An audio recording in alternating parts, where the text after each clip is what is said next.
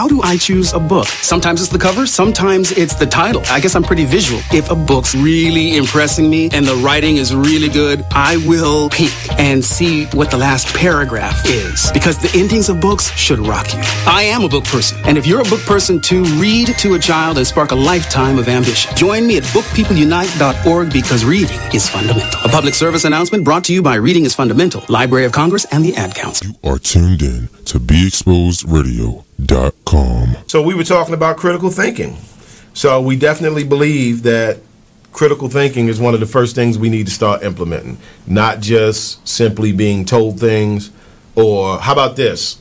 You know, we tend to listen to people who get assigned certain positions. Right. You get what I'm saying? So when they have certain positions, we tend to think that it's truth attached to that because of their position, right? Right. Is that always the case, though? Absolutely not. Absolutely not. Absolutely not. It's probably one of the biggest reasons we should be doing some critical thinking. Yes, I agree. I definitely. Keyboard Cat, Hamilton the Pug, and Toast Meets World. These are some of the internet's most beloved pets. With millions of YouTube views, shares, Instagram likes, followers, and fans across the globe. But what do all these amazing pets have in common? Their stories started in a shelter. Start your story. Adopt a dog or cat today. Visit theshelterpetproject.org to find a shelter or adoptable pets near you. Training that pet to play the keyboard? Well, that's entirely up to you. Visit theshelterpetproject.org and hear more about Hamilton the Pug, Toast, and Keyboard Cat's amazing adoption stories. Start a story. Adopt a shelter or rescue pet today. Your perfect pet is just a click away at theshelterpetproject.org. A public service announcement brought to you by Maddie's Fund. Whoa. The moment my son saw a redwood tree. It's huge! Is the moment I knew that for him, You can't even see the top of that thing. even the sky has no limit. There are some moments only the forest can inspire. Find yours at discovertheforest.org. Learn about forests near you and discover cool things to do when you go. Your moment is out there. Find it at discovertheforest.org. Brought to you by the U.S. Forest Service and the Ad Council. You are now listening to Just a Bit Outside, a sports radio show at BeExposedRadio.com. Come join us every Monday night from 8 to 10 p.m. on YouTube, Facebook, or at BeExposedRadio.com. So we had a lot of things going on. Mother's Day, Major League Baseball, pink bats, pink outfits. Yeah. They certainly did the mothers good. They don't show them justice. Like Jimmy said, the pink bats, cleats, all types of pink highlights in the major leagues. The Orioles were swept by the Kansas City Royals. Wah, wah. The Kansas City Royals. Thank you, Eric. Kansas City Royals is they're like one of the worst teams in the Major League Baseball right now. Yeah, so that was a little tough. Yeah, so the Orioles no longer have the top record. It belongs to the Washington Nationals now. Yeah, so that was tough. So hopefully they'll get back on track with the next series. Maryland, we got some local sports, collegiate to report.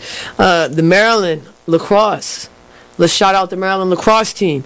They are in the NCAA tournament, and they... Hey, this is Mark, just a bit outside on BeExposedRadio.com. Listen to us every Monday, 8 to 10 p.m. on Facebook and on YouTube.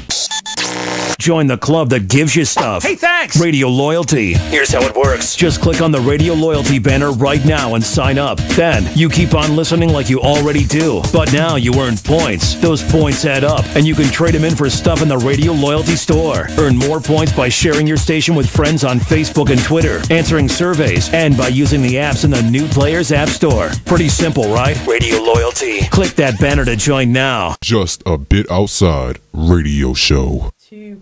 There is one glaring stat that I read about while watching the games over the weekend. New York Yankees went 22 straight innings with at least one strikeout. Really? That's a major league record for the postseason. Wow. Yeah. Yeah. That's an interesting statistic. It is, you know, and then when you think about it, it's like, okay, you know, that, to me, that's like a big reason why, you know, they're losing right now.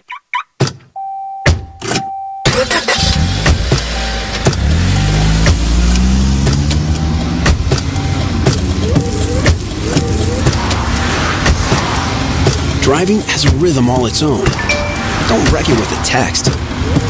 Before you get behind the wheel, silence your phone. Or better yet, designate a texter.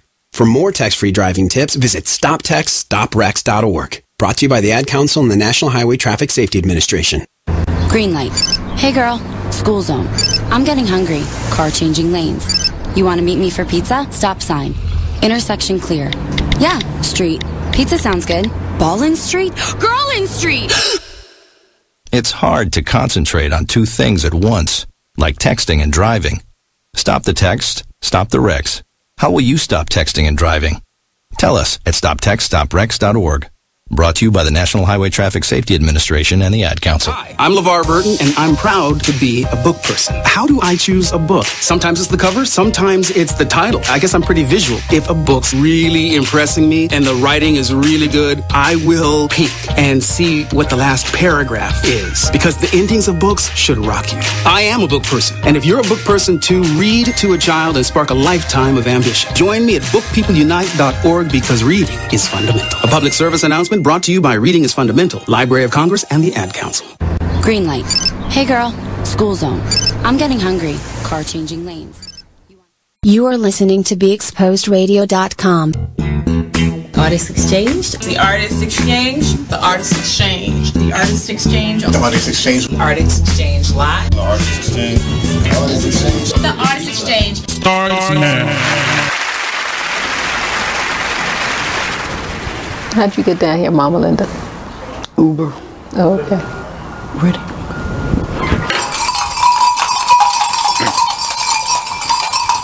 Well, oh, well, well. Well, oh, well, well. Well, oh, well, well. Well, oh, well, well. It's storytelling time. It's storytelling time. Good. Karibu, everyone, and welcome to How We Got Over. I am Mama Linda Goss, the host of this series, and this is on the Artist Exchange Show. This is a program that asks Black storytellers to talk about and tell stories about their school days in B-More, the center of the universe, and also talk about their school days throughout Maryland and wherever they may have gone. Today, I'm so honored to have two distinguished guests who happen to be brother and sister. Sister Janice Greene with an E on the end, and she is the 16th president of the National Association of Black Storytellers. And she is also an arts commissioner with the state of Maryland. Yes. Okay. And her brother is the Honorable Judge Thomas Gene Curtis, who is Director of Transportation Policy with the Department of Maryland, with the Department of Disabilities. Karibu, welcome to the program. Thank you very much, Mom. Well, I would like to know, and I'll just take turns talking to both of you. Sure. First of all, it's such an honor to have sister's brother here. My hero. Judge Curtis, where were you born and when were you born? 1940 at Johns Hopkins Hospital in the colored maternity ward. The colored maternity Yes, ward? yeah. Johns Hopkins was segregated at the time? Oh, yes. Oh, it was segregated at that time and for many years thereafter. When I first got my eyeglasses at Johns Hopkins, I can remember that at the Wilmer Eye Clinic, where incidentally I still go 99,000 years later, but at the Wilmer Eye Clinic, there were the bathrooms in the hall for white women and white men and black women, or as I said, colored women. And then the colored men's bathroom was at another area. I remember that when getting eyeglasses. And so, yeah, that was the way it was. I wonder if there are photos of that available, because that's a very important part of history. Wow. Actually, 8 years later, in 1948, when I was born, it was still the colored maternity ward. Yes. Oh, my goodness. Wow. Now, do you know when it's actually integrated? When Because see, I go to Johns Hopkins all the time, and so I see it as a different perspective. But that's good to know. Well, let me ask you this. Tell me a little something about, do you remember your grandparents? Oh, yes. Yes. Were they born in Baltimore? Not, well, my family, our family, their roots are in southern Maryland. Okay. In the tobacco country, in St. Mary's and Charles and Culver County. And they were tobacco farmers and watermen on the bay. And so I do, our family, as we grew up, we had our parents, of course, and then the 5 of us that survived. There were 9 altogether, but my parents lost 4. And then there was my grandmother, and then cousin Della, who was a maiden lady who never married, was a part of the family. And then our great-grandmother, who had talk about a perspective on things. She was born a slave in southern Maryland. Your great-grandmother? Yes, yes, Attaway Price. And so that was part of the family. And our grandparents had, on our mother's side, had been divorced, and so we knew our grandfather and his second wife as well. So, now, when you say tobacco country, did they work on the tobacco plantations? Well, there were small farms, and they, when we were coming up, Aunt Lena. Yeah, we remember going down. Yeah, Aunt Lena, and seeing all the tobacco and seeing how they hung it, how they strung it on these long wooden poles and hung it up to dry, because you have to let it dry for a certain amount of time. And really, it wasn't until I just went to Cuba this past October and went to a cigar factory, cigar rolling factory, that I got a better perspective on the tobacco and how it's graded by darkness and the smoothness of the leaf and everything. And then it flashed back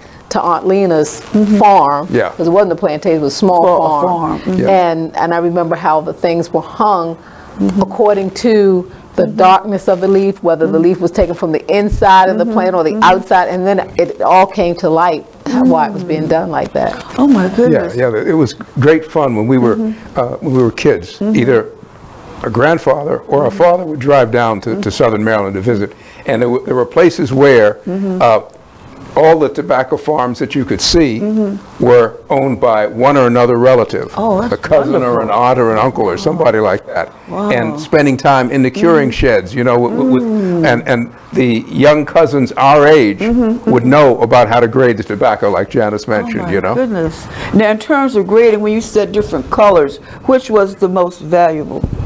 Well, I didn't know then, just from going to Cuba, the inside, the inside of the plant is the most flavorful.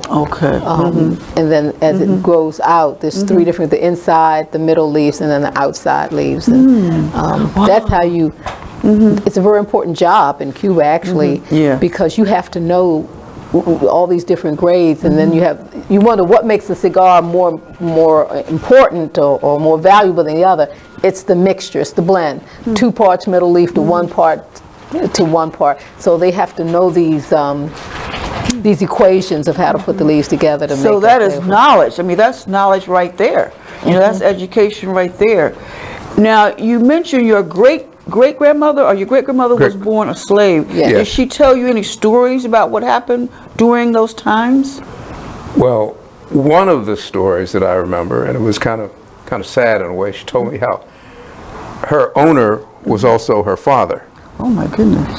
And that she had 2 things that some of the other kids didn't have. She had a smock that she wore, but she had a pair of shoes to wear in the wintertime, and she had underpants to cover her private parts. And so that's what she got by being the child of the owner. So. And that was valuable, to have shoes. Yes, to have shoes. Really, underpants. Right. Underpants too. Yes, yes. Very valuable. And of course, it wasn't until emancipation in Maryland that she became free, because the Emancipation Proclamation was for the states that were in rebellion, and of course Maryland wasn't in rebellion.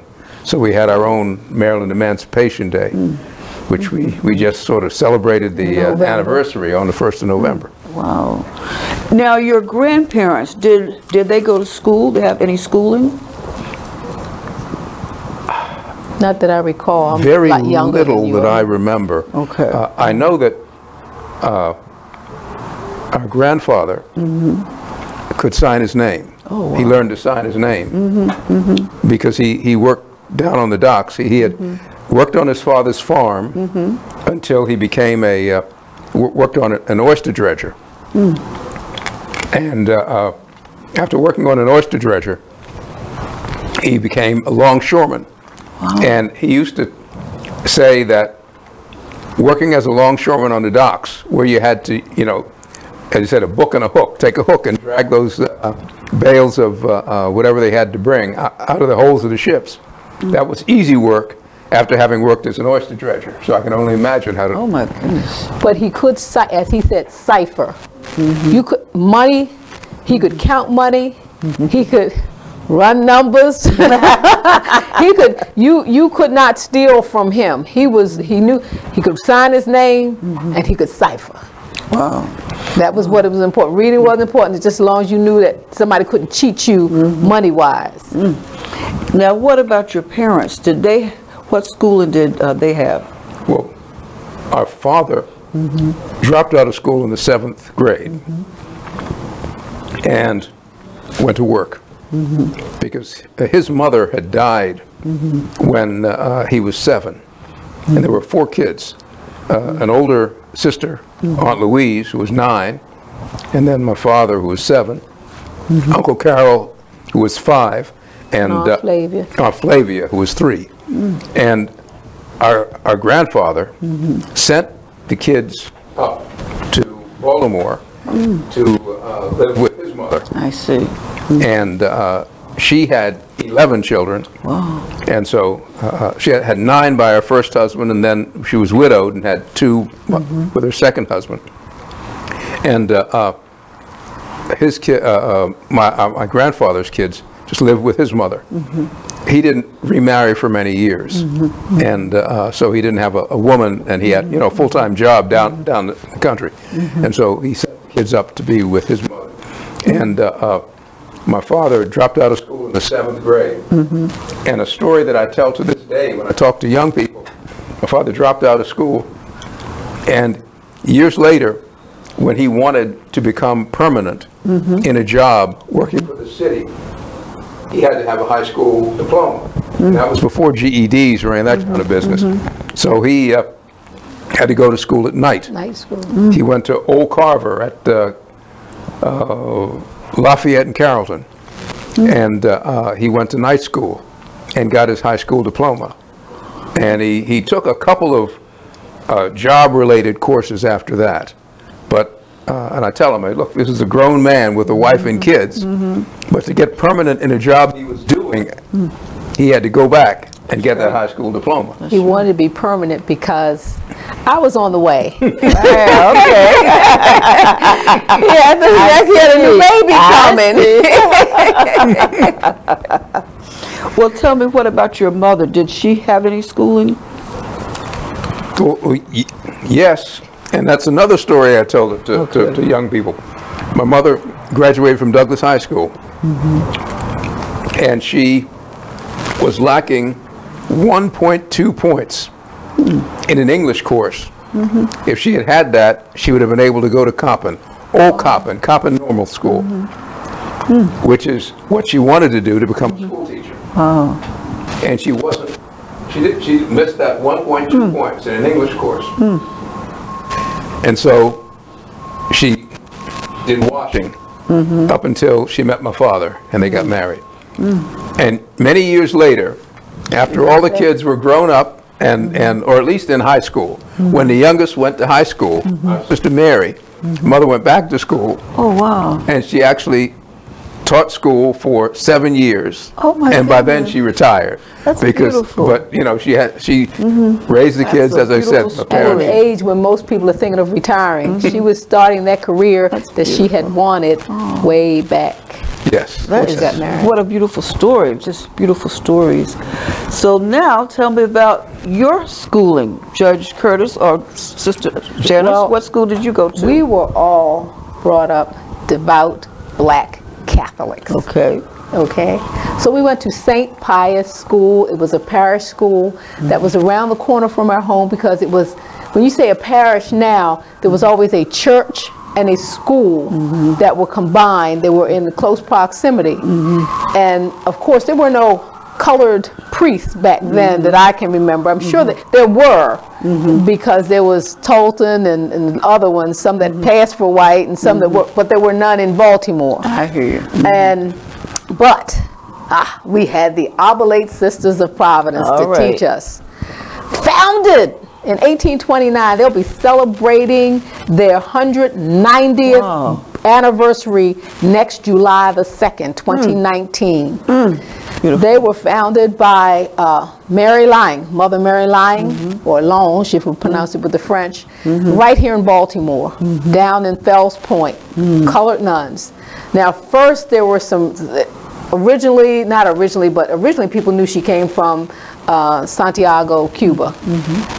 But there, because she was colored and she spoke French, people started to assume she was from Haiti, which is not the truth. I hear. Okay. She was from Santiago de Cuba. Her parents had migrated from France, and they lived in Cuba. But they all spoke French. But to find a colored Catholic community that spoke French in Cuba was a little odd. She spoke French, of course, at home. She spoke Spanish in the school. So when she came to Baltimore, she spoke English, Spanish, and French. She opened a school in the home that her father left her. She was never a slave. Never. You'll look on Wikipedia and all kinds of stuff, and they'll say she was never enslaved. Okay. But she wanted to be avowed religious, and for 10 years, she and her friend Madeline Ballas, Marie Madeline Ballas, taught school, and it wasn't until 1829, 10 years later, that Father Hector Joubert, who had been sent from France to open St. Mary's Seminary, that's right there, right on St. Mary Street, that little street that cuts through there, to teach men how to become priests, Sulpician priests. And they used to worship in Chapelle Basse, which is the basement chapel. Now, some people think that, they put them in the base, but no, because there's the upstairs, there's this beautiful church, but it is set aside for the priests and for the seminarians. And Father Joubert wanted to teach little colored children their catechism, but they couldn't read or write. So he went to see these little colored ladies who were teaching children how to read and write. So he spoke French, they spoke French, and they went from Francophone to Anglophone after a certain amount of years, when new nuns started coming in who were English speaking. But he helped them start the Oblate Sisters of Providence, the original order of vowed Catholic women of African descent anywhere in the world. Now, that is important because other groups had popped up, but they had gotten approbation from Rome. I see. Which protected them after Father Joubert died, and people tried to make them close their doors by doing all kinds of things, forbidding them to take in new nuns. But because they had approbation from Rome, this little tiny lady stood up to the white Catholic priest and told him she was not going to close her doors. And so we were taught by Oblate Sisters of Providence that rich heritage, and their mission was to teach children of color. I see. So it started out with the children in the streets, or many times the mulatto children of slave owners in Maryland, whites who had children by their colored slaves. And then but it was a very great experience. They were excellent in teaching, especially language arts, spelling. We grew up with people telling us, "You all talk like you're white. Why do you act white?" No, we just act like black folks. This got some intelligence, folks, you know. But really, and it was difficult for us, especially for the boys, because you can get beat up for trying to stretch out or be better than people thought you should be. So that was difficult. But unfortunately, fortunately for the girls, so I went to St. Pius. Fortunately, then you could go to St. Francis Academy, which was open, St. Francis School for Colored Girls. And they too are celebrating their 190th anniversary because they started the order and opened the school. And that was the first school for Catholic colored girls. And what's this again now? It was called St. Francis School for Colored Girls. Now it's St. Francis Academy. I see. Now it is co-ed. Co-ed, and most of the students there are not even Catholic. But when I went, there was a waiting list of colored Catholic girls from all over the United States. I happened to be a day student because I lived in Baltimore, my sister Joan and I, but there were students from all over, Catholic, colored Catholic girls. So I was fortunate enough to go to St. Francis Academy. I transferred then to Western High School, which has a story in and of itself. It refused to have colored children in there, even after Brown versus Board of Education. Now, so when you say you went to Western, what year was this? Do you remember the year? I went to Western in 1962. And it was still segregated? No, it had just integrated in 1958. 4 years after Brown versus Board of Education. And it was Baltimore's own Juanita Jackson Mitchell who took Western High School and Mervo and argued the case in Mergenthaler High School. Those were the two remaining Baltimore City schools that would not open their doors to colored students even after Brown versus Board of Education. Because what was the determinant? With all due haste. There was no timeline given. All deliberate speed. So there was no timeline. So even though schools had to integrate, they could do it as they please. And so take your time deliberating. Yeah, Juanita Jackson Mitchell from Baltimore, part of that Mitchell, Jackson, that huge clan, Perrin Mitchell and Clarence Mitchell Jr., who was her husband, and Lily Carroll. Yeah.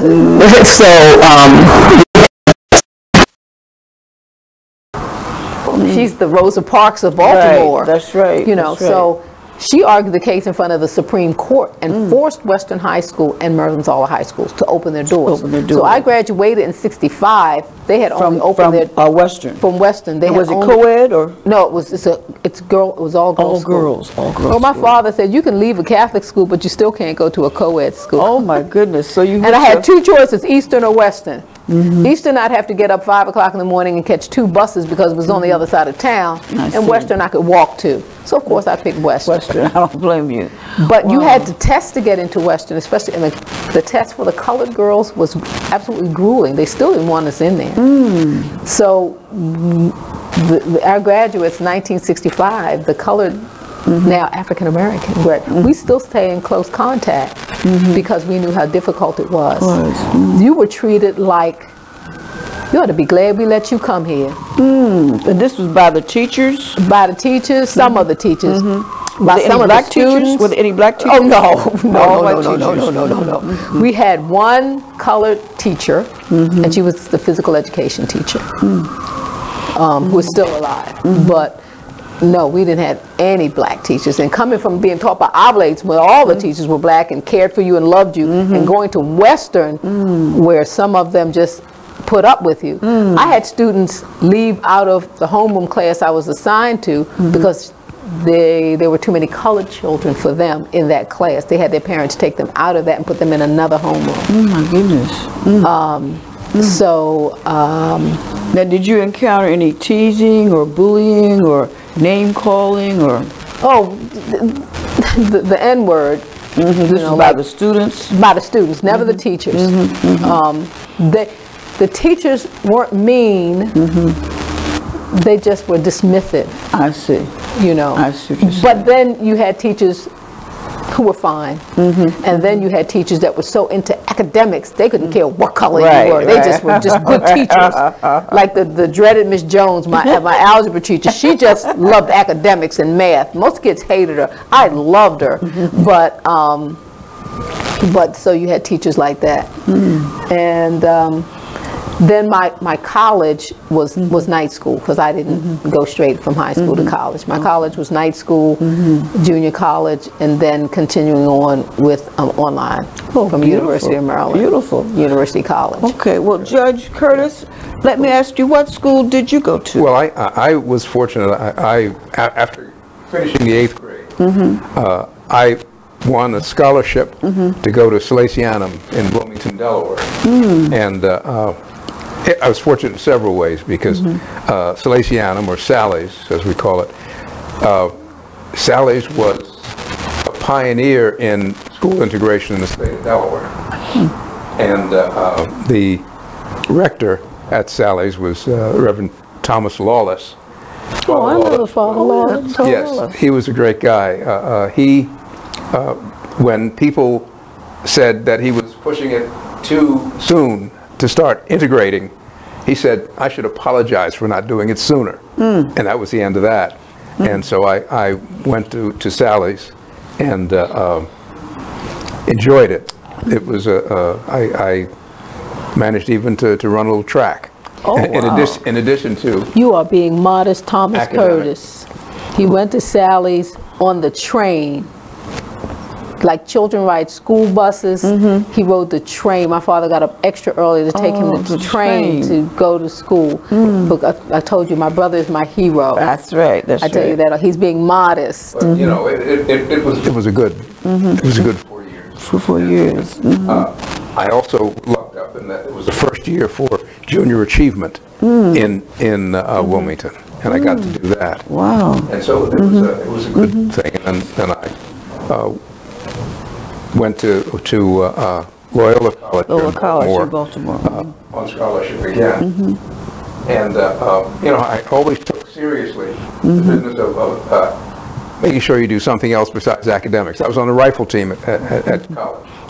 And then I got a fellowship for law school at Villanova. Villanova. I went to Villanova Law School. Now, did you encounter any type of discrimination at any of these places, any of these institutions? A lot of times there's a subtle thing, as if, are you sure you belong here? Now, there was some kind of, among some students, something, but basically that kind of thing. We used to say that Baltimore was up south.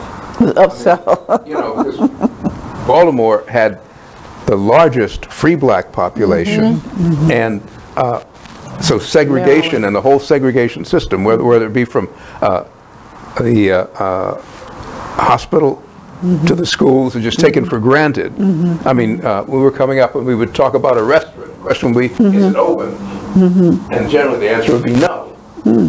And that's probably the kind of thing that animated you wanting to be part of the civil rights movement. And so that was something that in college I took part in, and we did it. Wonderful. Now, were the restaurants here were still segregated when you were in high school? Oh yes, high school, yes, and in college. In fact, there was a group, the Civic Interest Group, which was founded actually out of Morgan State from some of the returning veterans from World War II. And then when the civil rights movement began, the sit-in movement began, it was sort of reconstituted. And I joined and other people joined, and we used to sit in. In fact, after school sometimes, I'd get the bus and go downtown and do some sit-in before coming home for dinner. Oh my goodness. Then what places would you sit in? Do you remember some of the places? Sure. The stores on Lexington Street. Oh my goodness. Because they used to have a lunch counter policy where you could take things and take out, but you couldn't. And then, oh yeah, the White Coffee Pot restaurant. And infamous. The Snow White Grill, and don't forget the Double T Diner. Oh yeah, Baltimore National Double T Diner was segregated. Oh yes. Yes, our brother was arrested at the Double T Diner. Oh my goodness, that's where I love to go and eat breakfast. You're kidding? Yeah. And that was the pattern. I mean, the question was not, is it segregated? The question is it open? Open. That's it. That was the question. Is it open? Yeah, that was just the policy. That's the way it was. And don't forget Gwynn Oak Park. Oh yeah. Gwynn Oak Park. Gwynn Oak Park? Yes. Yeah, and huge amusement park on Gwinnett. That was a huge amusement park there, and that was segregated. Oh, yes. Oh, yes. I remember I went to a day camp in Toy. What was her first name? Katie. Katie Toy was the director of this day camp at Leakin Park, and my little sister and I went to that day camp, and it was an integrated day camp, and so there were some colored and some white kids that went there, and they always took us on these outings, and they told us we were going to go for the closing. We were going to go to Gwynn Oak Park, and my little sister was so thrilled. Now I'm only like 8 years old, which means my little sister is only like 4. She's 4 or 5. I'm 8, 9 years old. I can remember what I had on because the day was so traumatic for me. Oh my goodness! I had on a pair of black shorts that were trimmed in a blue calico, and the blouse matched. It was blue calico to match the trim on the shorts. And I had my tennis shoes, and my knees were greased up so not to show the ash. And my mother had put my hair in plaits. And we went there, we boarded this bus. It was supposed to take us to Gwynn Oak Park, and all the way over, my little sister was saying, "You gonna take me on a roller coaster?" I said, "Well, if they let you, we're big roller coaster riders." And we get there, and the woman says, "I've got all our tickets," and she gets off, and she comes back on, they whisper something. I see people coming off and on, and we file off the bus, and then somebody comes out, and we have to file back on the bus. They wouldn't allow the group, because the woman who had booked the group was white. They assumed the whole group of children were white. I see. And one of my counselors was Gloria Jean Rubio, who became an oblate sister, but is now a retired. She became a different kind of nun. She changed orders. But my little sister was crying and asking me why weren't we going on an amusement park. Try being 9 years old and explaining segregation to your 4-year-old sister. That's right. 4 or 5-year-old sister. You try. That was the most difficult task I think I've ever had in my life, because they turned us away. They took us bowling, which is not an amusement park. But anytime that a situation is so traumatic for you as a child that you remember what you had on. Oh yes. You know, that was very traumatic for me. Later on, Gwynn Oak Park, thanks to the efforts of people like the Civic Interest Group and CORE and SNCC and, you know, the picketing and what have they, finally opened Gwynn Oak Park. But what they did was all maintenance on Gwynn Oak Park ceased. Every summer, they used to go in there, repaint the roller coaster, fix any broken tracks, repaint and cut the grass, and you just keep it so every winter, so that when it opened in the spring, it was brand spanking new. Once they integrated, there was no more maintenance on it. So it lasted a few years as things started to fall apart. That way they could say, you see, when you let those colored folks in, they tear everything up. You see, you can't have anything good once you let them in. Until it just started falling apart, and then we had a hurricane that came through there and took the rest of it down. What was that? Hurricane?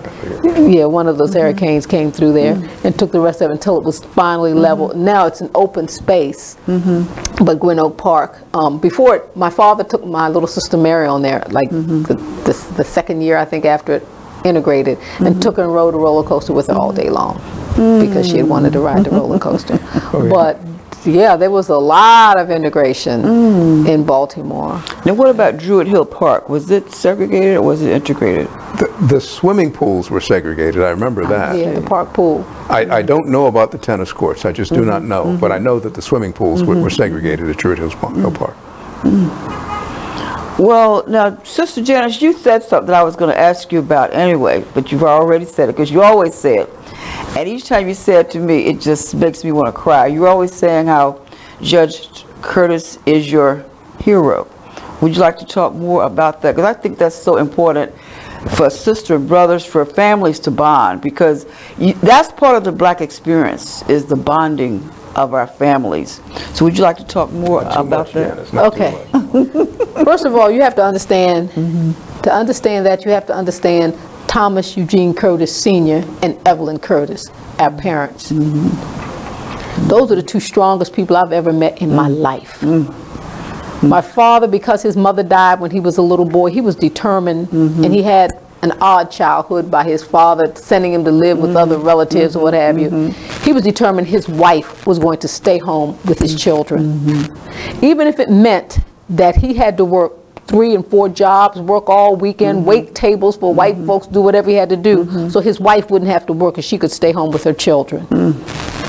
We used to go home for lunch when we went to St. Pius, when my mother would fix us a hot lunch. And we would always take other children with us so that they wouldn't have to, as good friends, they wouldn't have to eat a bag lunch. So that is where the atmosphere we came from. Families sitting around the table. Families going to church, to mass together. You know, that whole thing. My father belonging to like the Knights of Columbus, and my mother, you know, belonging to the Legion of Marion, or you know, the sodality. Just it was just strong. And so, my brother being 8 years older than I, he had to be the first. He had to be the strongest. He had to be the first doing a lot of things as an African American. So he got the scholarship to Salesianum. What he got was the scholarship from the Archdiocese. He could have attended any Catholic school that he wanted to in Maryland, but they were all segregated. Salesianum accepted scholarship because of people like Father Lawless, and because they could understand what a brilliant young man he was. I always remember Thomas reading books, being the one you could ask to help you with your homework. That is Thomas. My brother Tony is also one of my heroes, because he had, it was like we had Peter and Paul. My brother was the Peter, and my brother was the fire, Paul, like the two disciples of Christ, you know. And it was always a godly family. You know, that's strong, important. That godly family, that prayer thing. I remember when my brothers got arrested when they were picketing and the civil rights, my father he got out the deed to the house. He said, if I have to put up my house to get them out of jail, to bail them out, I will. And we'd sit around the phone. So when my father would work on New Year's Eve, because he'd be waiting tables and go from one to the other, we sat around the phone, and at midnight, he called home. That's how we knew he had a car accident one year, because he didn't call. And he was in a very bad car accident. But it was the strength of the family. Our father was thoughtful. I can remember once, I was getting ready to go on a demonstration, and he just asked me, would you be in this? He was kind of dubious at the beginning. So many of the older generation of black folks were, you know, reasonably so compared to their background. You know, we are fruits of our environment as much as anything else. And he said, would you be doing this if you were white? And I said, honestly, if I were white, I would be more into it, because as a white person, I would have a greater stake in the society than as a black person. And he thought about it, and he said, okay. See, that's why he's my hero. Oh, that's such a But I watched him, I watched Tony fight for civil rights. I watched that. I watched him be the first so many times. I watched him be the second in his class at Loyola College, when he should have been the first. You know, but he should have been the first. Did something happen? No. All I know is she's putting a little gloss on everything. I mean, the point. All I know is we all had a sense of, hey, look, make something. Leave a track.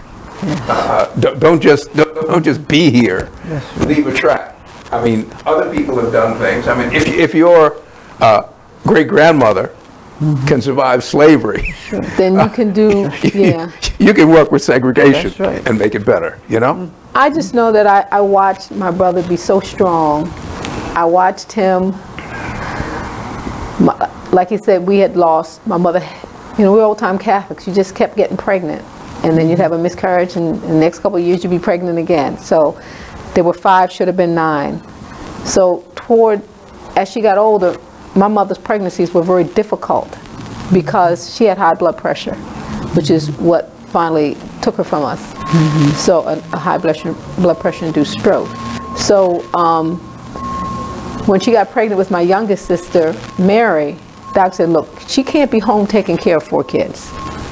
She's got to have complete bed rest. And my father said, well, how am I got to work? How am I going to take care of the kids? It was my brother Thomas who stepped up to the plate. Now, you have to understand, he's only like 14 or 15 years old.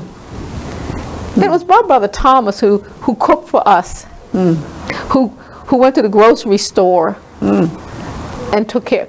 My brother Thomas is my hero. We all had we pitched in. Each person did what he could do, and we tried to. The chicken a la king.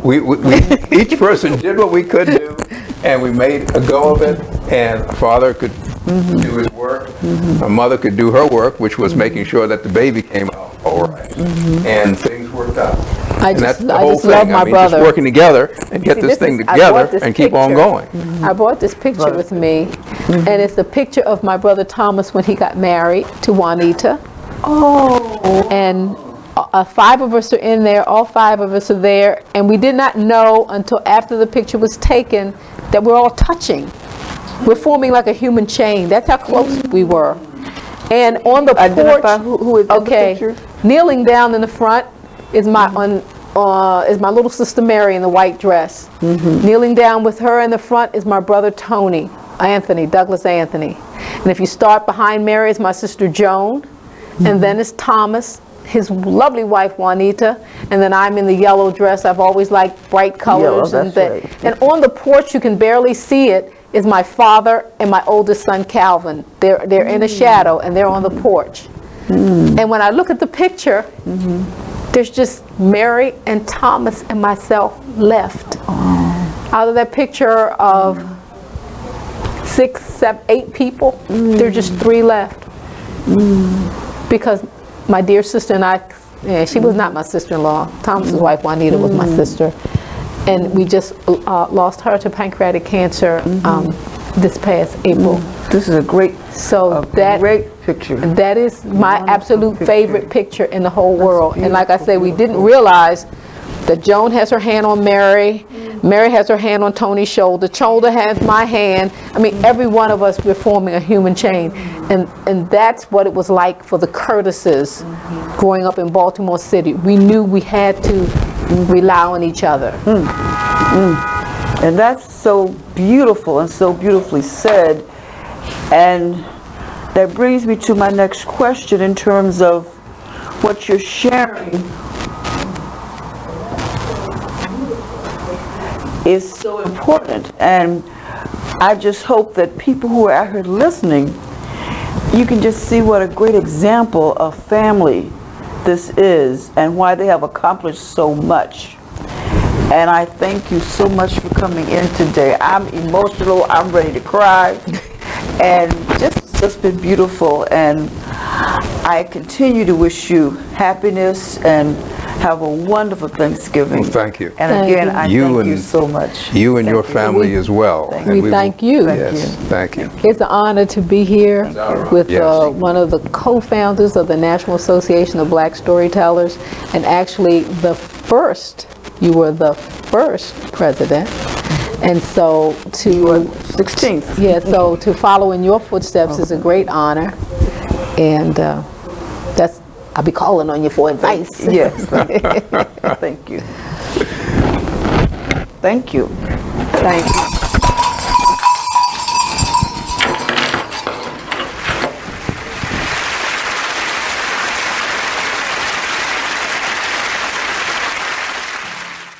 My name is Ruth Rusi. I'm a retired teacher. I'm 91 years old, and this is how I live united. I say retired, but not really.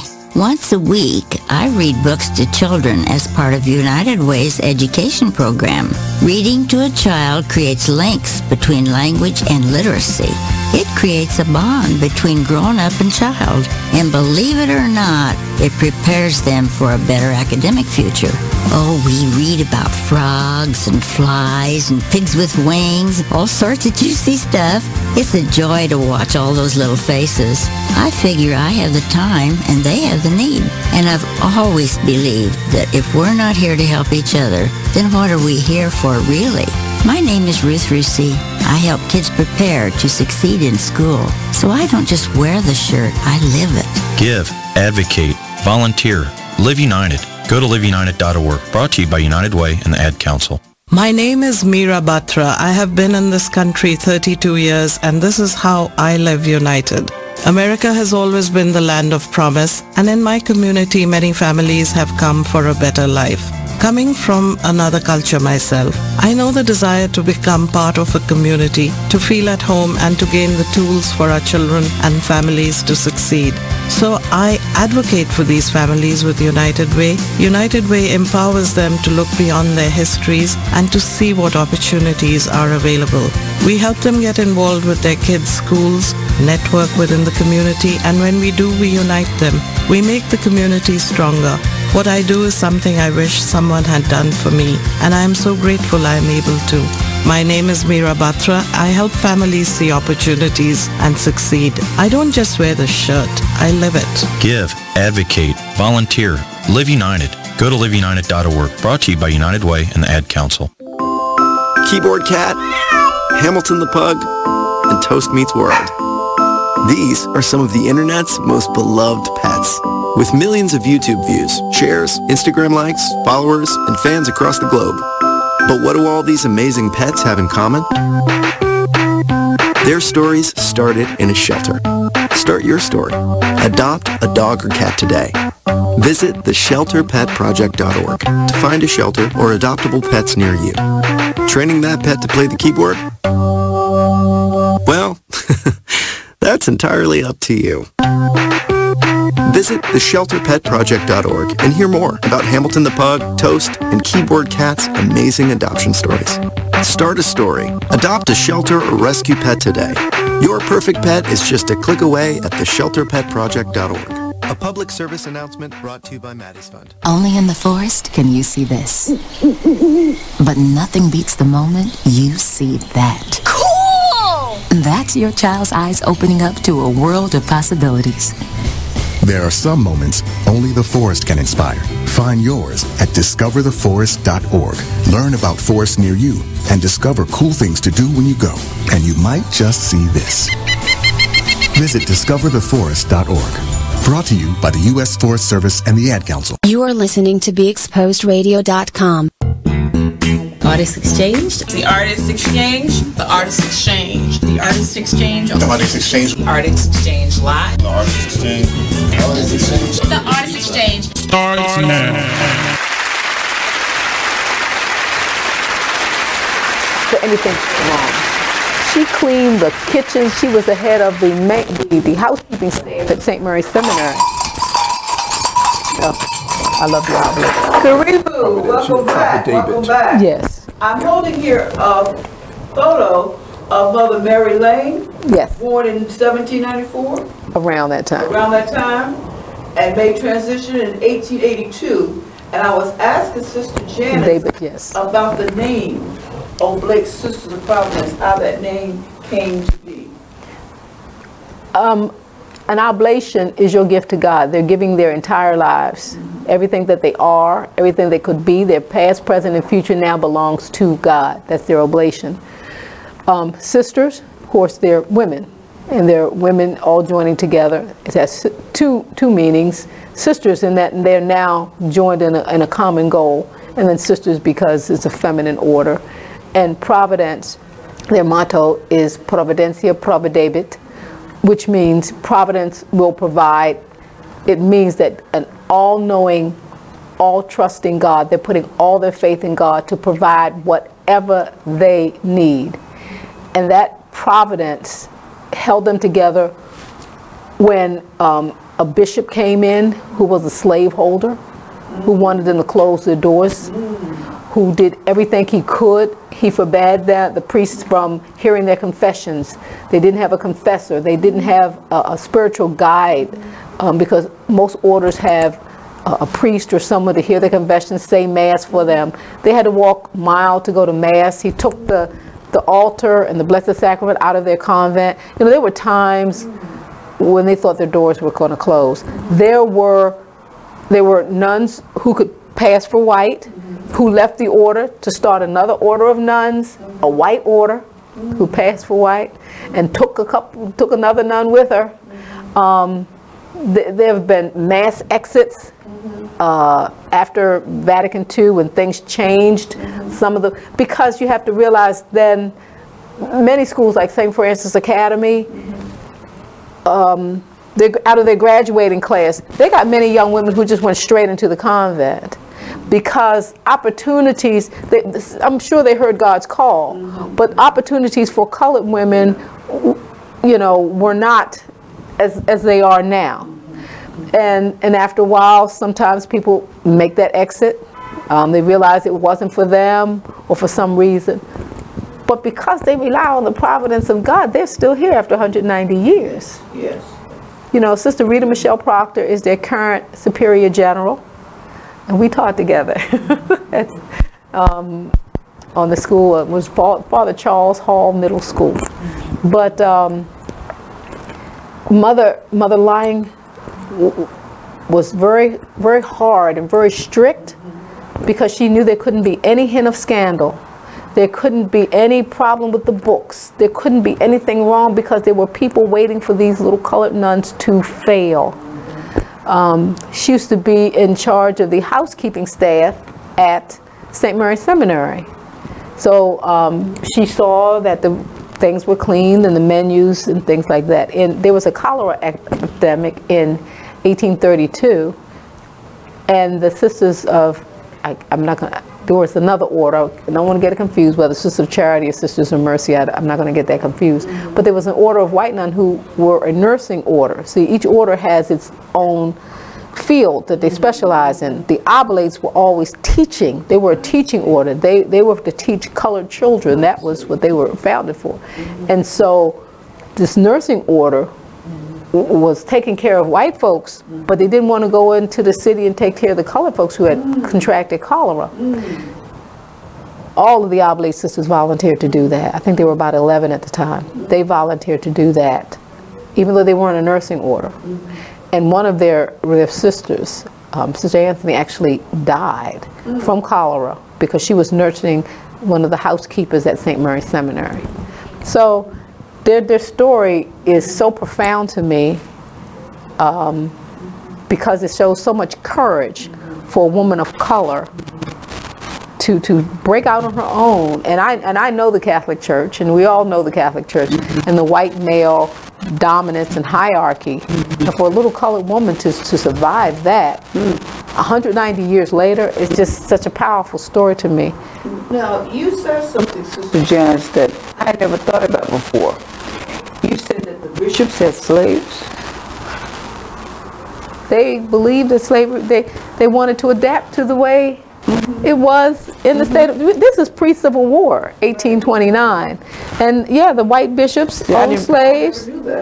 Oh yes, well, oh yeah. Georgetown University recently has started a scholarship program to make up for the fact of all the slaves that they had and that helped to build that institution. They had so many slaves, they sold off over 200 slaves when it looked like, well, enslaved, because there's no such thing as a slave.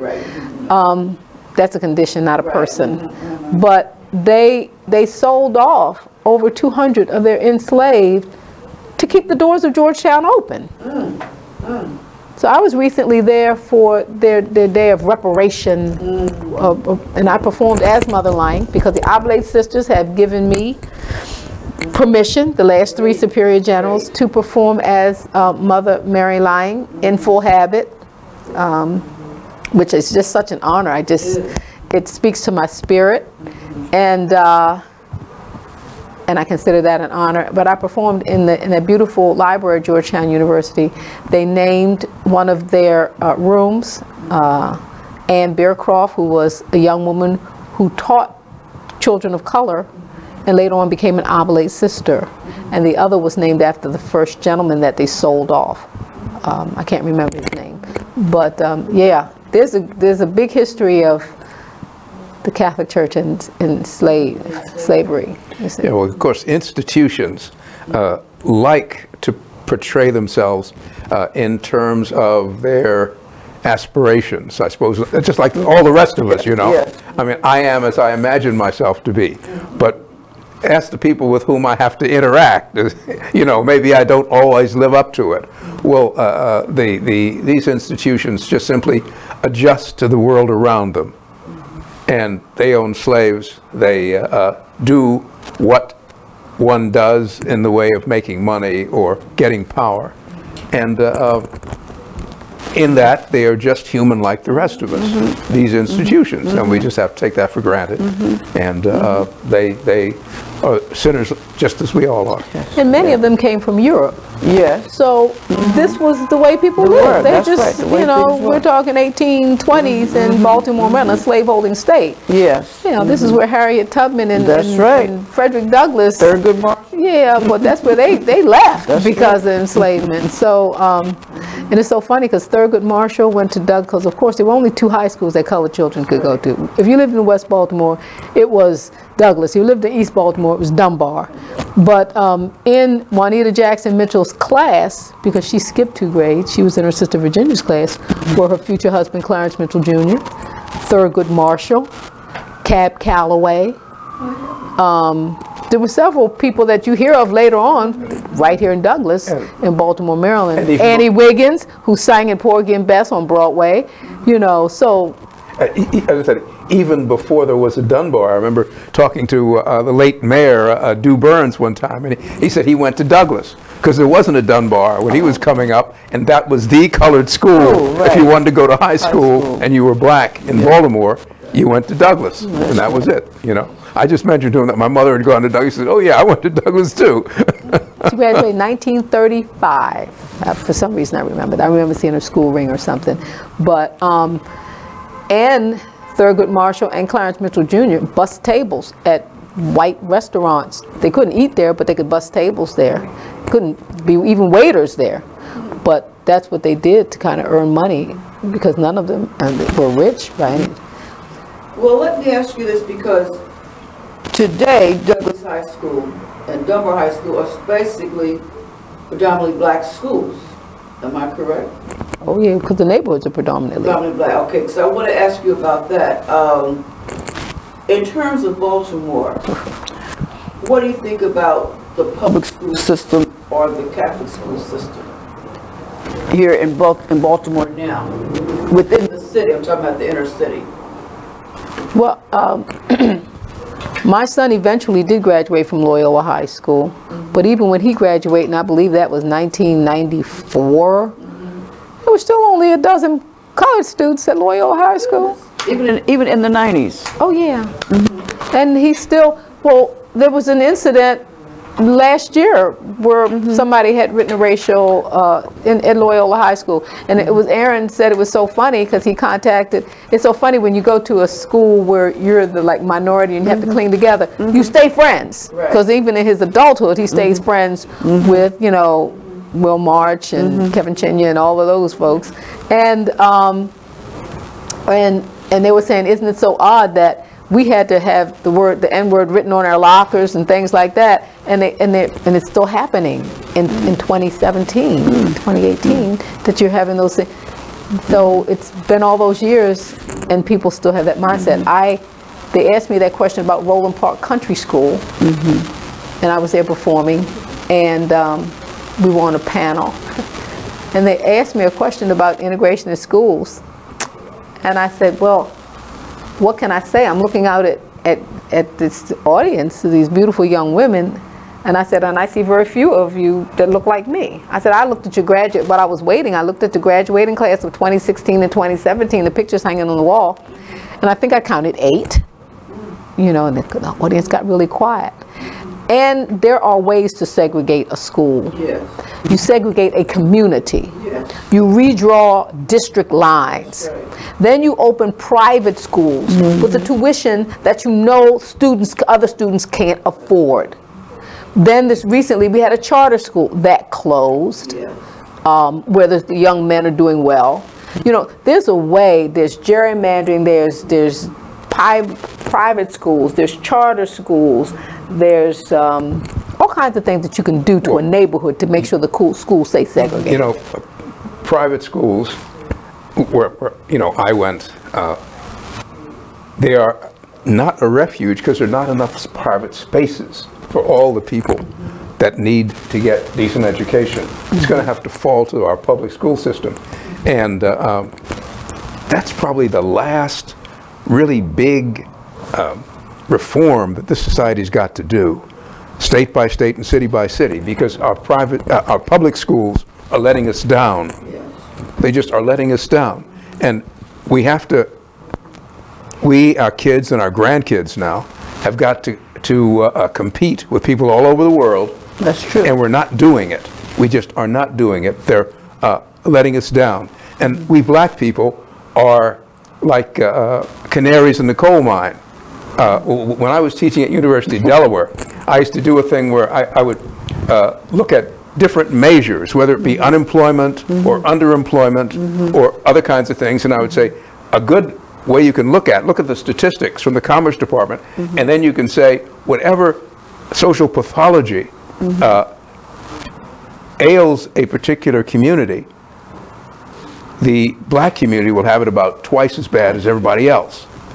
But that doesn't mean that everybody else doesn't have it. I mean, look at the national alarm about the opioid epidemic. That's right. Well, tell me about it. I mean, you know, That's right. You should have been looking ahead of time and seen what was happening. We're in it together, like it or not. That's true. And so we've got to do something about our educational system for all of our kids, like it or not. That's true. And we're not doing it. And the best way to integrate, because segregation, integration, that's really not the issue. It's our school system being lacking.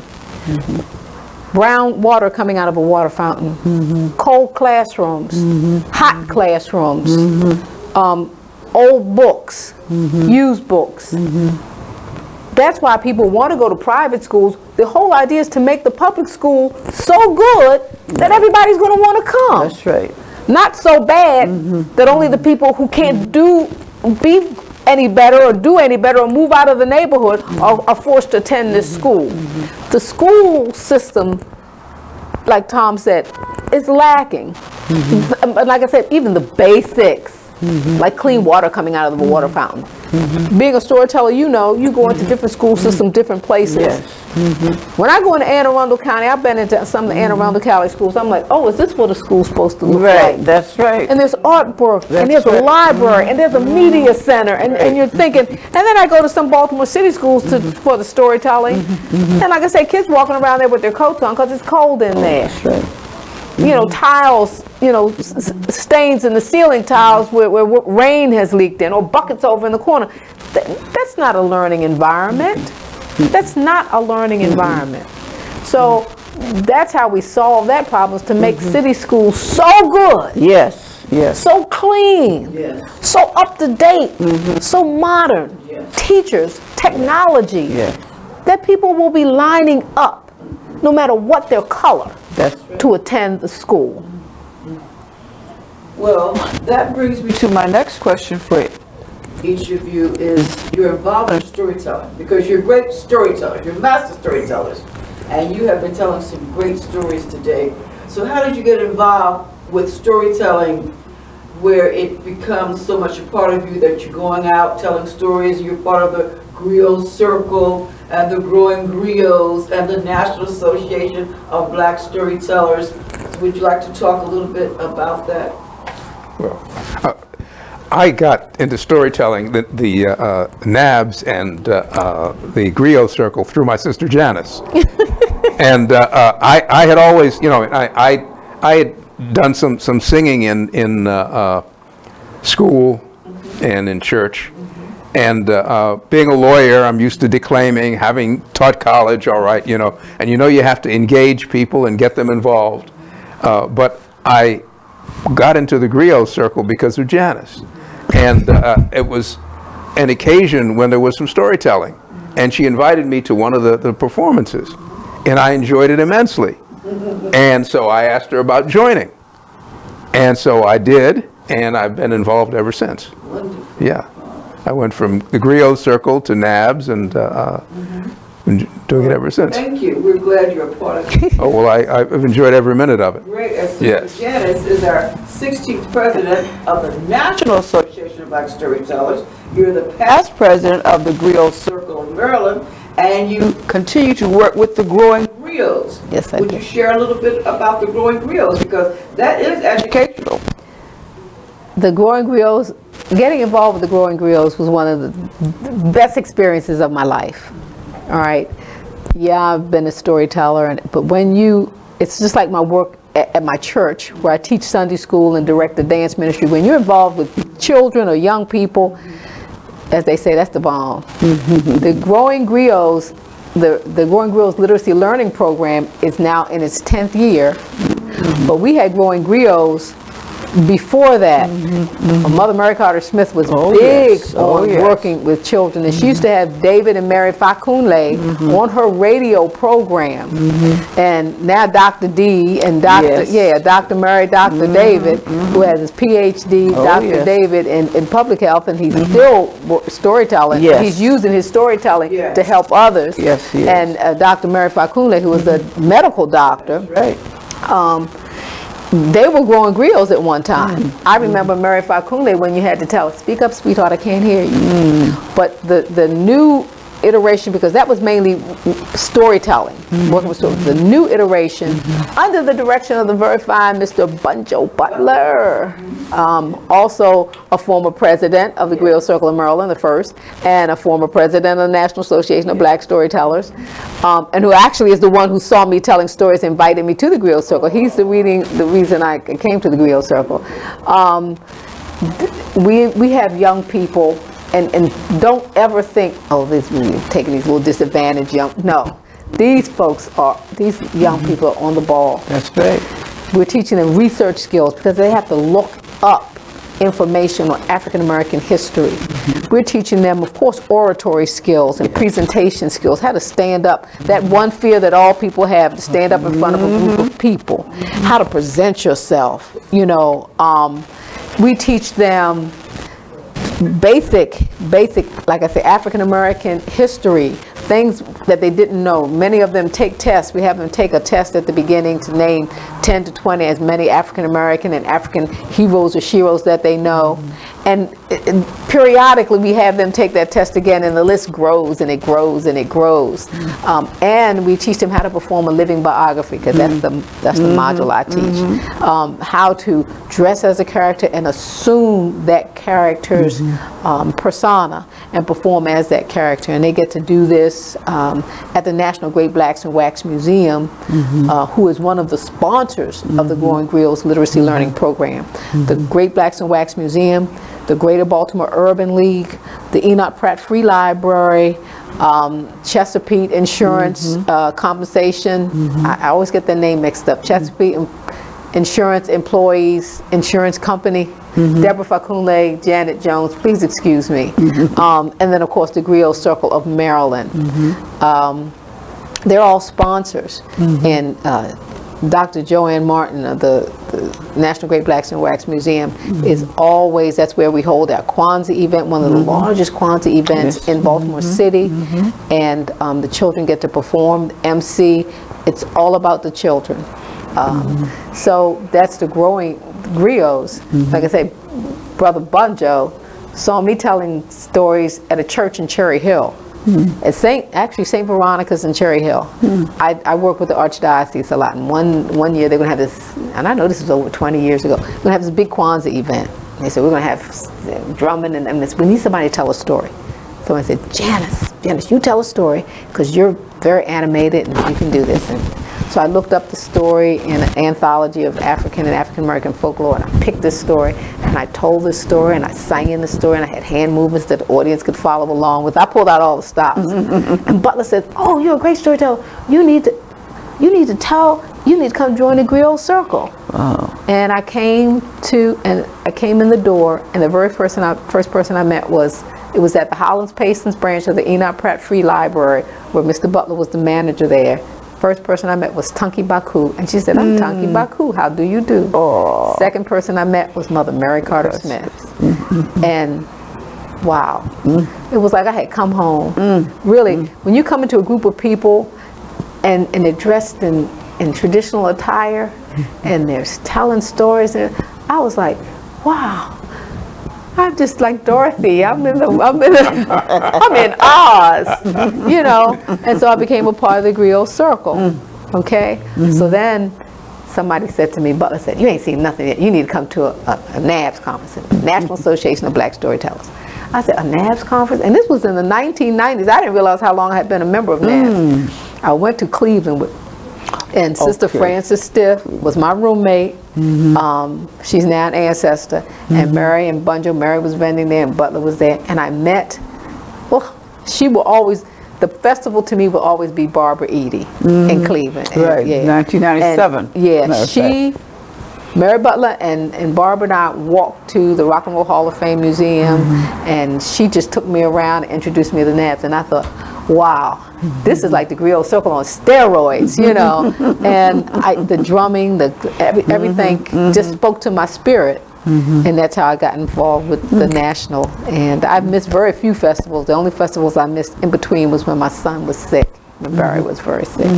And I wouldn't miss it for the world now. And took my husband to his first festival because I was being installed as president.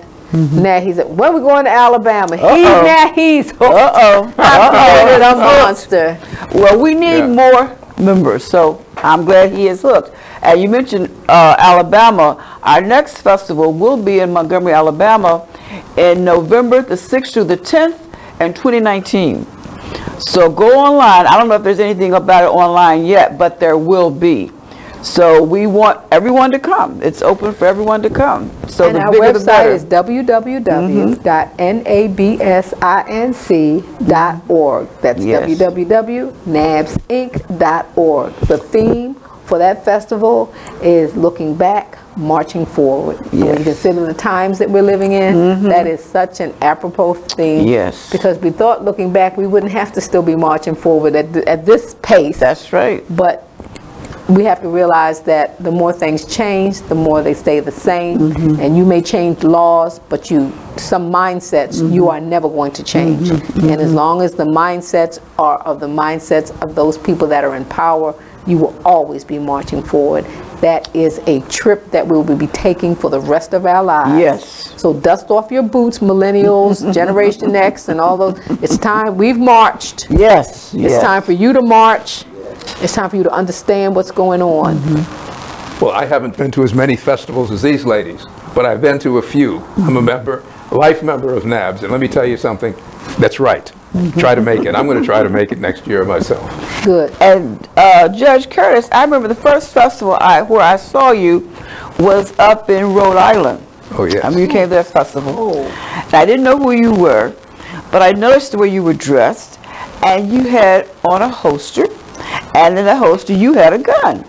And then when the first time you sent me something in the mail, and you and your wife Juanita, you sent me just beautiful cards, and you sent me this in the mail once, and I said, gee, he has on his holster like a cowboy. And I used to want to be a cowboy when I was growing up, and I noticed that you were a hunter, and my father used to hunt, and so did my grandfather. And when we come back from the break, I want to talk to you about your hunting, because Clarence Bullock has been in here as well. Okay. And he talked about his hunting because, again, black men hunt, black women hunt. And I grew up in a situation where my father and grandfather hunted. So we need to talk more about that, okay? So we will be back shortly. Thank you. The hunter, the great black hunter. Oh, yeah. Venison but buffalo is good. So, what were the two things I said we were going to talk about? I forgot. Jim Acosta's. Oh, the president's so stank. Acosta, both of him. The president's so damn stank. Let me tell you something. Just because, listen, it's funny, but it's so petty. It's so petty. Said it, CNN, you messing with this dude. CNN came out with a good statement to back him up, according to Black like that. There's the flowers in the way. The flowers is in the way. The flowers. That's why I can't see you. Which we never really talked about. The flowers. You never will. We never will. I believe I'm getting my mind blown, ladies and gentlemen. Somebody really so that's why I'm not. No, somebody's really trying to utilize Cheryl Underwood for something, and they know I love flowers. Oh, okay. See, that's how that works. There you go. Either that's how it works or that's how you see it. That's right, and that's how I saw it. That's right. I saw it. Somebody needs something from me, and so they gonna blow my mind. I got you. What's the song called? Didn't it blow your mind this time? Didn't I? That harmony, man. That's pretty good. That's it. Speaking of a mind-blowing decision, so President Trump after the Democrats take control of the House in the midterm elections. Shout out Maxine Waters. Get that financial. Okay. Yeah, get that financial. And then Jeff Sessions. Yeah, did you say the possum? Possum loses his job. Henry Gibson. They let Henry go. Yeah, they let him go too. So and then the big dude, the football player with the bald head, the Matthew guy. Oh, Hillary should have been indicted. What he was doing was auditioning for the job. That's what he was too. He was kissing up to President Trump. Then President Trump just wilding out at the press conference, I think he was flagrant with the disrespect of the black female reporters. Yes, I didn't like that. You better get off April Ryan. You better get off her now. That's who that was? Yeah, April Ryan. Yeah, you better get off her. Now, we love her. We love them all. The girl from PBS with a nice twist. We love her. Yeah. He shut everybody down. But I just think he was flagrant with the black people. I don't know. Maybe I'm sensitive to this. And then Acosta, old girl was walking up on him trying to snatch the mic. He wouldn't have it. Ma'am. She was bold, boy. She was bold. Yeah, she was too. Yeah, and then they don't try to say he tried to blame it on it. Marla Hooch. Yeah. Just tried to blame it on Acosta like he's getting physical with right. it. He didn't even touch that girl. He was like, hey, bag. Give me 50. And she was tripping. Yeah. But the president looked unhinged. And he had the nerve to tell Acosta, like, you are so disrespectful. And it's like, that's the pot calling the kettle black. Well, we are having some storytelling up in here. And I'm looking at the Honorable Judge Tom G. Curtis, storyteller. And the front of his promo, he is wearing his holster and his belt. He looks like a cowboy. I used to want to be a cowboy when I was young. And he's also a hunter. And I think it's important for people to realize that black people hunt also. I come from a hunting family. And Judge Curtis, would you like to tell us something about your hunting experiences? Oh, well, that picture on the front, that was at McHenry School in Baltimore on the west side. I was storytelling on an outdoor raised platform. And when I storytell, one of the ideas from which I storytell, it's based on a character based on my great-grandfather on my father's side, who was in the Buffalo Soldiers. Oh, wow. And so I have a character, it's not strictly him because we don't know enough about things he did, but I put some history in there as well as base it on his service. Well, on the back, that was a mule deer I shot in New Mexico. Actually, I'll tell you, our father, as I told you, our folks are from Southern Maryland, and our father used to speak about hunting, his father hunting, but he never ever took us hunting. I think he left the country, and when he left the country, he sort of left the country, you know what I mean? He would go back down to visit, but he was not one for being nostalgic and wanting to go back and live or anything of that sort. In fact, when he talked about anything else, he'd talk about moving out to a large Midwestern city, if you want another big city, as opposed to going down to the country. But for me, the idea of hunting was of interest. But I didn't really get into it until I was in college. And there was a rifle team, and I joined. And I was especially attracted to it because I have bad eyes. These are my readers right now. And that was an extra little challenge I had to work on in order to be a good shot. And so I joined the rifle team. And there were 3 brothers who were also on the rifle team from Anne Arundel County who were hunters. And so I began to get some knowledge of shooting. And then when I was in the Army, I served with lots of people who were hunters. And so I got to do hunting with them and began to enjoy it. And that's just a part of, as I said, Clarence Moloch, another member of the Griot Circle, and I have hunted together on several occasions. Don't you have a rifle medal and stuff from being in the service? Oh yeah. Well, I got a couple of medals, for shooting. Yeah, but. Now, then let me ask you this, because in the media, on TV, I rarely hear black people talk about the Second Amendment. I rarely hear black people talk about hunting or anything like that. What do you think about the Second Amendment? What do you think about gun control or all these guns out here in the country? What is your opinion? Because I think it's important for black people to have an opinion. Well, I know some people who say that they're conservative and yet don't really respect the First Amendment. And I know some people who say they're liberal and don't really respect the Second Amendment.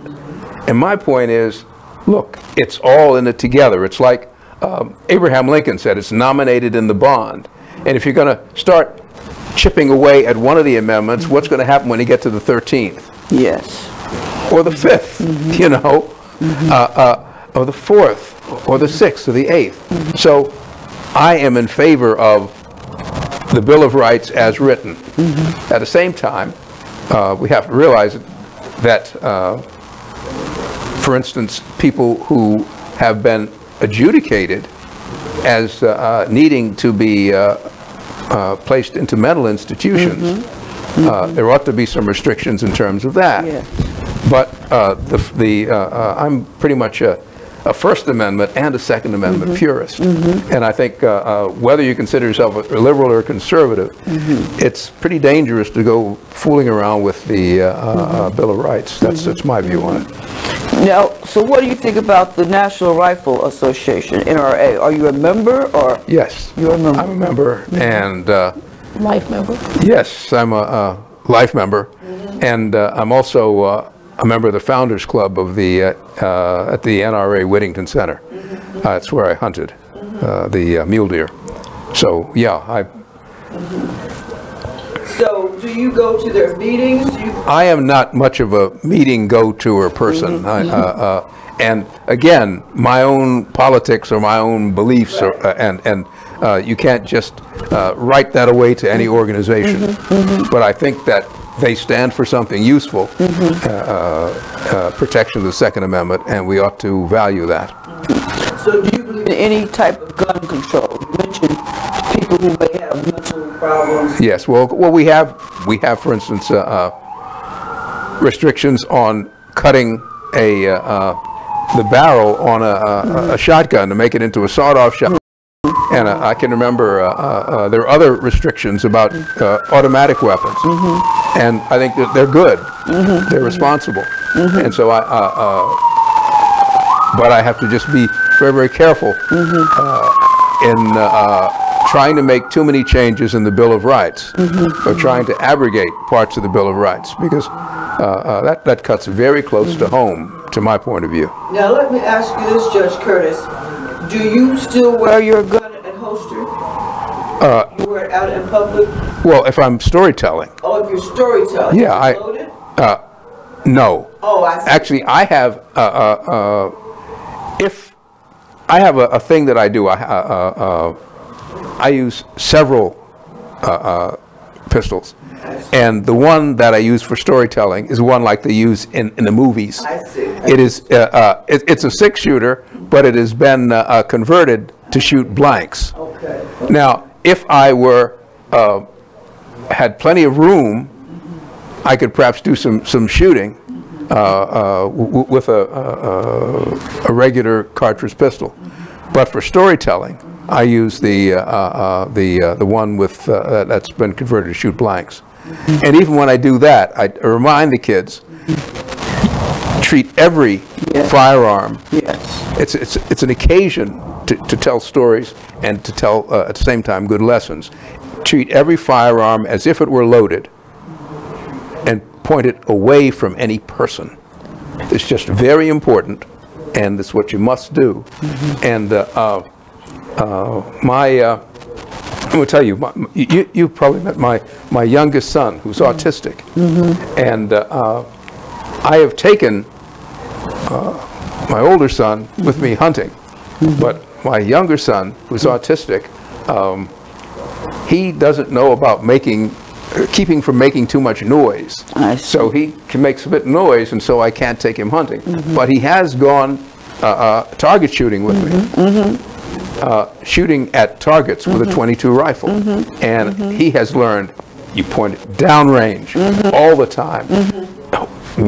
One violation of the rule, and the session's over. Just as with the other kids, and that's very important. Well, it's good to be prepared because Harriet Tubman carried a gun. I was want to ask Tom because you keep saying you carried a gun in school. Do they let you take that gun in school nowadays? Because I used to carry a rifle, our grandfather's single barrel rifle that was made in the 1800s. I used to take that with me when I portrayed Harriet Tubman. That's right. But I can't do that anymore. They don't. Do they let you in the school with the gun? I always just let them know beforehand that I have a one. I usually say like the one you see in the movies. Like a prop gun. That fires blanks. And I can show you the blank right here. Okay. Now in my belt you might see a genuine cartridge, but it won't fit in there. Right. What fits in there is one of these, and it's a blank. See. Yeah, because I know with all the things going on in schools that I just use a carved walking stick and transform that, use it as different things to give the visual effect. But our grandfather's rifle. I wouldn't. Because when we found that had a bullet in it after my grandfather died. Oh my goodness. Oh, my mother's father. He lived in Baltimore, so he lived on Poplar Grove Street. And when he passed away, she called and she said, "Get Paris or whoever comes first, Paris or Thomas." My husband is a Vietnam veteran. His name is Paris. He said, "Because there's a gun sitting here, and I know my father. It was cocked and loaded. If somebody had tried to break into his house, it was on. It was by the front door. An older man living by himself. He might have, he probably thought somebody would think he was. If you tried to come through that front door, you were going to get it. And it was loaded and cocked and everything. And so when Paris took the bullets out and everything, she said, "Here, you take it. I don't want it." So that's how I got this antique 1800s single barrel shotgun. Well, are there any other organizations or associations you would like to share that people might be interested in and learning about or finding out about? Organizations? Yes, because I'm looking at you have such a tremendous resume here. All the things you've done. That's my hero. I'm looking at the 9th and 10th Horse Cavalry Association. Oh yeah, the Buffalo Soldiers. Right. Yeah, the Buffalo Soldiers are. Now that is a good organization in terms of our history, and a lot of people don't put a lot of stock to history. But I remember Malcolm X saying that of all our studies, history is the one that is best placed to reward research. And if we don't know where we came from, we're not going to know where we're going. That's right. And so, especially for young people, I think that the Buffalo Soldiers are a very important organization, and it'd be good to affiliate with and learn about. And that's an organization that I have a lot of feeling for. And for young people especially, I would just say talk to your elders. I mean, I can remember when our youngest was very small, we took him to visit Aunt Henny, our Aunt Henrietta Neal, and she was next to the youngest daughter, next to the youngest child of my father's grandmother, with whom he was raised from the time he was 7 till he grew up. When his father sent him there, and Aunt Henny was by then an older lady, and this was the Christmas holidays, and we made some time. We went up and we spent a goodly amount of time with them, and we just talked about old things mostly, and old people and people who had passed away, because a lot of people of her generation had passed by then. And the following spring, she passed. And it was just, I thought it was good. I was glad that we had spent some time. And I think it's, I mean, you asked about our great-grandmother and other people. I think it's just good to spend some time with the older folks and learn from them, because a lot of times they don't have a lot of written records. And where they're gone, they're gone. The oral history. Oral history is Yes. very important. Now, I'm also seeing that you are part of the Learning Disabilities Association. Oh yeah, well, I work for the Department of Disabilities, and as I say, my youngest son is autistic. And so my wife and I, we belong to the Autism Society and the Learning Disabilities Association, just to learn as much as possible to be able to help our own and other kids similarly situated. I mean, I had after I retired the first time, I went on the board of the Hearing and Speech Agency, which runs a school working with people, with kids that have any kind of a speech or hearing or other kinds of communication problem. And again, this is because I have a disabled son, but also because there are things we can do to help each other who are similarly situated. And so I did that. And this is the kind of thing I would just suggest, that no matter how difficult we find ourselves in circumstances, there are other people that have something even more difficult. And we can be able to lend a helping hand and perhaps help them. And in so doing, help ourselves and our own and everybody else at the same time. Yes, because we've talked about education, how that is important, you know, in terms of the public schools. Do you feel we need to know more, or there should be more things available in terms of learning disabilities, in terms of mental health? Because to me, I feel that's lacking. I feel there's not enough of that, you know, in the black community. How do you feel about that? So often people don't want to ask for help. And I mean, I know it. I mean, because you say, look, I'm big and strong, I don't need any help from anybody. But we all do. We all need help from somebody sometime. That's just part of life, you know. And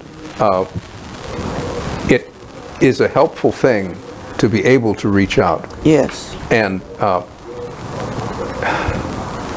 I talked about education as being the last large unmet need the society has. I think second to the last is health. Yes. And irrespective of what anybody might think about Barack Obama, his name is going to go down well because of Obamacare. Yes. The same way that LBJ with Medicare and FDR with Social Security. Yes. And indeed, old Teddy Roosevelt and the Square Deal. I mean, the point is that medical care for our own, including pre-existing conditions, just a very important thing.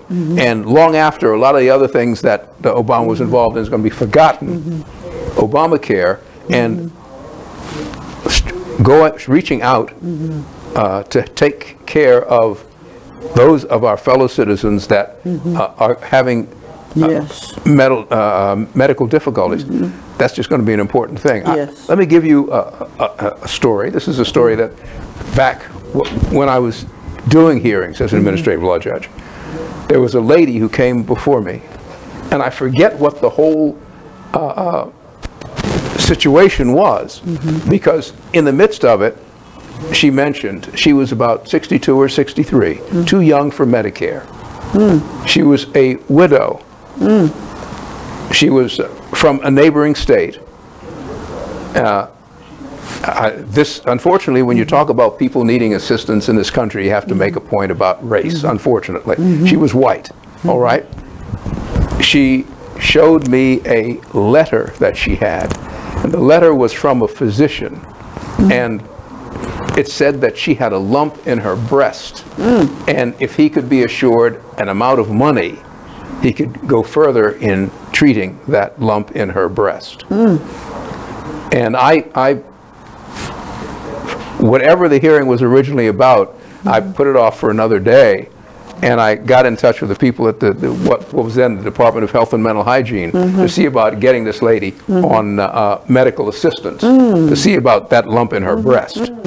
Now, this is not black, this is not white, this is just human beings. That's human beings. That's and this is a person who needed this kind of assistance.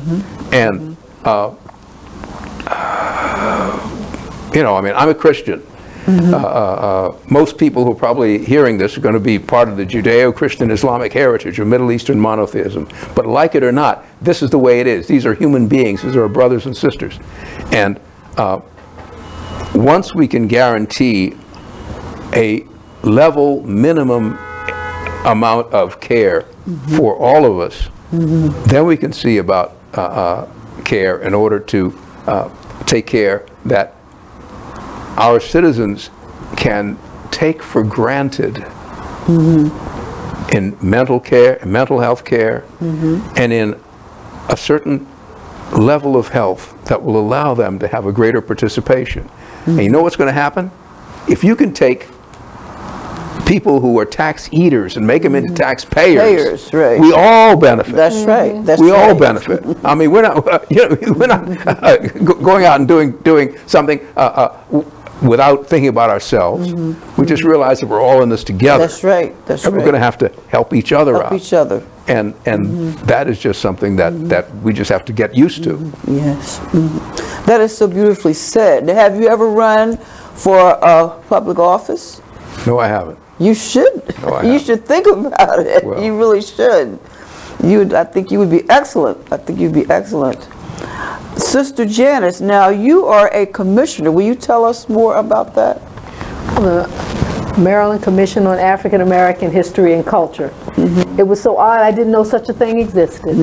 It's part of the governor's community initiatives. And I was nominated by a very wonderful man who has retired, Reverend Richard Mosley, who I had done some work with after the Freddie Gray incident and the uprising, because I refuse to call it a riot. Yes.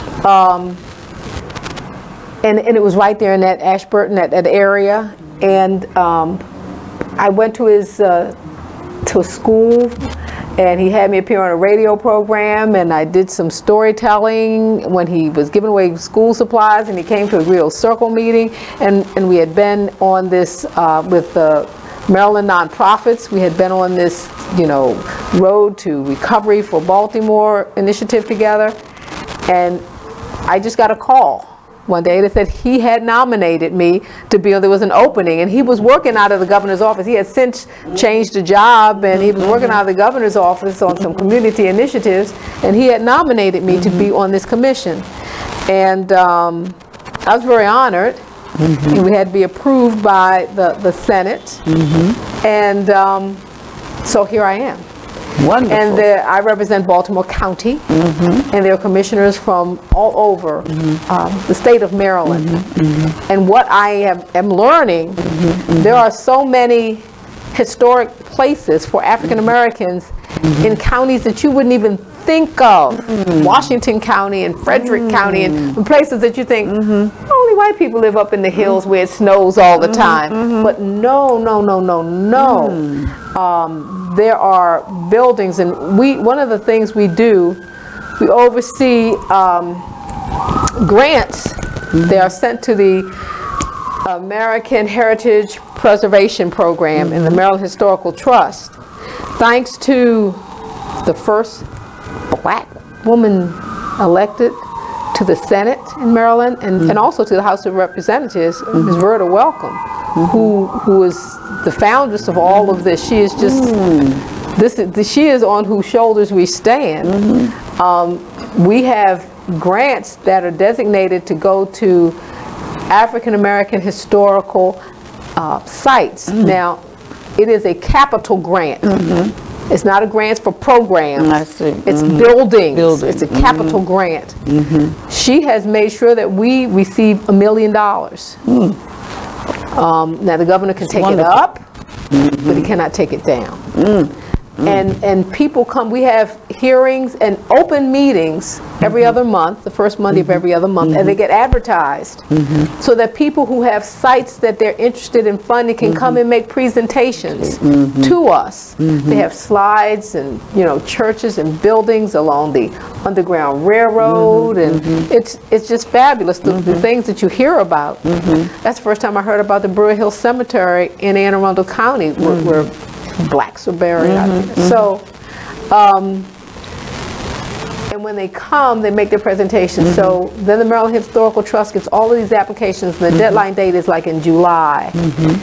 And the part of the commission, the part of our work is to look at those grant applications that come in. And we have a committee that actually decides on the grants and the ones that they, you know, would want to push forward.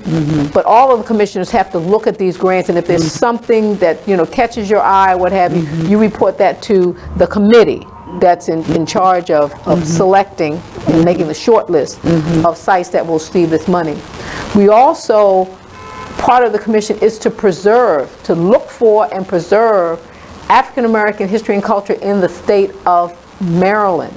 We have so many gems. That Lily Carroll Jackson Museum on Utah Place is a gem. It is, and if you know, my brother knew, you know, Juanita and Clarence and Perrin, and, you know, I remember them growing up. But that museum is a gem. You have the Benjamin Banneker Museum in Oella, Catonsville. You have the Oblate Sisters of Providence on Gun Road. You have St. Francis Academy over in East Baltimore. The National Great Blacks and Wax Museum. The Reginald Lewis Museum. But, oh, the Banneker Douglas Museum. Now, people think that the Reginald Lewis Museum is Maryland's official state museum. Not so. It is the Banneker Douglas Museum in historical Annapolis, formerly Mount Moriah AME Church. That is Maryland's official African American museum. And they have wonderful programming, And part of the commission staff is to not oversee the operation, but support the operation, because they have their own staff and curator and everything. Chanel Compton is like fabulous. LaRon Hubbard, Herbert, get the names all mixed up. But we are to support that museum, and because I'm on the museum program committee. I see. So I was just out there. The Links had a wonderful artful afternoon, spoken word, and it was an afternoon of the arts, and that was a wonderful program. If you missed it, you missed it. But there are wonderful programs out there. We have children's programs, adult programs, and we're about to celebrate our 50th anniversary, and we'll be having 50th anniversary celebrations and booklets and all kinds of things going on. Now, do you have a website in case people want to find out more about it? MCAAHC, Maryland Commission on African American History and Culture. Okay, say it one more time. Just take the first letters of Maryland Commission on African American History and Culture. MCAAHC. Great. Okay. Now, when people apply, do they apply as organizations? Do individuals apply, or is it something that... Generally, it's an organization or a group of people that have gotten together for this effort. The Hosanna School Museum in Harford County is another wonderful site. But sometimes you get, and many times it's a portion of the building. You say, I'm putting in this grant, I'm putting this grant application to restore the windows on this particular church that's a historical site. There's a, and don't be daunted by the length of the application, because it's very specific, but if you don't fill it out, you know, you have to fill it out, and it has to be complete. But the Maryland Historical Trust, they give workshops all around the state to show people how to fill out this application. That's important. That's important to attend that. Yes, it is. Even the commissioners have to attend. Oh, okay.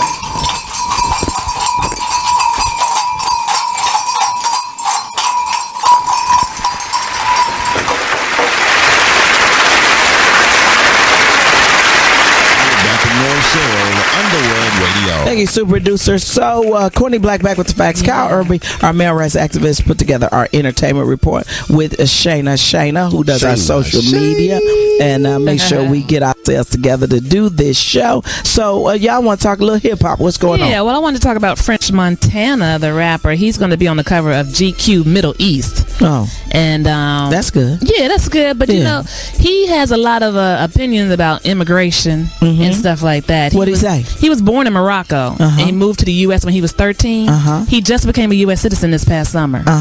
So he's really in disagreement with everything that Trump is doing and saying, because he believes that, you know, it's a voice for the people to come from different places and help build a country. Absolutely. But and then they just had a study come out that a lot of the immigrants that are here are pro-Republican because they believe in the rule of law. That's interesting. So now you got the situation, even though the president may be very flagrant with his immigration stance and the execution thereof, Harry Sutherland, but then you got immigrants who believe in law and they believe in the sovereignty of the nation. That's He could be missing out on some of his votes, huh? Absolutely, by talking that yang that he talking. I mean, I don't think anybody wants anybody to come here and break the law, and I don't think French Montana wants that either. I think that what they don't want is the rhetoric. Right. He was also talking about how his friend was it Mac Miller. That if he was like a big brother to Mac Miller, and that if he had been there, he probably could have saved it. I'll put these bells down quiet. These bells want to make a sound because they have something to say. This has been such a wonderful program today with Janice Greene on the end and her brother, the Honorable Judge Thomas G. Curtis. For us. And Sister Janice, you were telling us about your work as a commissioner for the state, and it's just fascinating all the things that you're doing and just finding out all these historic places. So what should a group do if they feel that they're in a community and it's something historic there? What should they do? If there is, if it's find out if it was historic. Okay. Battle to get a black woman. What is you trying to? There are the Maryland State Archives. Because I've had to go there. I'm doing some research on Harriet Tubman and different people. The Maryland State Archives, Maryland State Historical Society. There are all kind of places where you can do research. Now, most of the time, if there's a church that you're attending or a church building that you know is historical, African American site.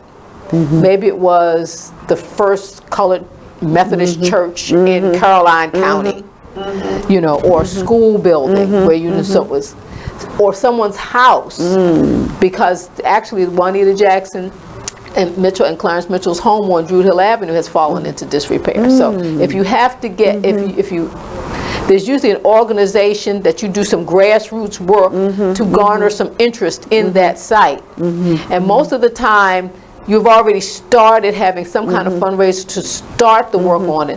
Because the commission needs to know that you're, you know, the Maryland Historical Trust and the African American Heritage Preservation Program, they have to know that you're serious about this, okay? And it's not going to do everything, and that $1 million is broken up. You can get 10,000, you might get 50,000, and that's not going to be enough. I see. And you have to show them how you plan to do this, because they don't want to give it to you to waste money, and then you're going to drop it by the wayside. So there's a plan that you have to show them how you planned on funding or what you plan on doing next. Probably an end date when you hope to have it finished. So these are all the kinds of things that you have to put in that application. I see. So that you can get some funding. But also the commission is about finding African American historical sites, supporting and sponsoring African American activities and programs, Juneteenth programs and Kwanzaa programs, people's names that I never heard of before that were famous in bringing forth, just like I know about Lily Carol Jackson. Here, there are people like Gloria Richardson on the Eastern Shore. She was there, Rosa Parks. I mean, you know, this kinds of thing. So you need to find out the history, the African American history of where you are in the state of Maryland. And once you do, and we just are supporting one another. It's just like if I hear about a school or something that's going on, I will say, well, you know what, I'll come out there and tell stories. You know, even if it's Calvert County, another county. Commissioner Hotza from Baltimore City, I believe, when she wanted there to be more judges for the Humanities Day. They said there are not enough African American students who perform, but there are not enough African American judges to, you know, to understand, because sometimes we will understand what a black student is trying to say. We will understand that history better than maybe so many of the white judges. It's not that they're not judging properly, but they don't have the heart for that. So she comes to the commission and says, commissioners, I need some more of you to volunteer. It'll take your whole day, but it'll be well worth it. And once I volunteer, I'll volunteer every year to be a judge. So this is how the commissioners and the commission work together. Our chair is Professor Dale Greene from Morgan State University. He is an excellent chair. And he works so hard at inviting people to all open meetings to come and speak to us about issues that involve the African American community in the state of Maryland. And so that's what the commission is all about. Well, as Janice mentioned, the Maryland Historical Society, right down on Monument Street, it has got a real trove of information. And once a group has an institution or a site, they might want to spend some time with the people at the Maryland Historical Society to get that background, to fill out the paperwork, to make sure you can have the background for it when you apply, because the Historical Society is just a treasure trove of information that could be of use. Well, in terms of what you're saying, because